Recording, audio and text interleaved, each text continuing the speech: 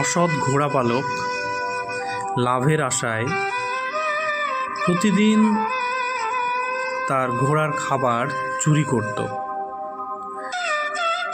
কিন্তু ঘোড়াগুলোকে যত্ন করার কোনো ত্রুটি রাখত না। সে ভালো করে গা পরিষ্কার করত। আস্তে আস্তে ঘোড়াগুলোকে খাবারও কম দিতে শুরু করলো। সে কম খেয়ে খেয়ে ঘোড়াগুলো বেশ দুর্বল হতে লাগলো। তারা একদিন ঘোড়া পালকের আচরণে খুব বিরক্ত হলো। একদিন তাই ঘোড়া পালককে একটা ঘোড়া বলল,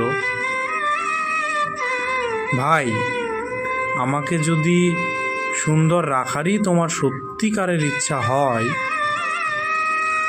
তবে ঠিকমতো খাবার দেওয়া শুরু করো।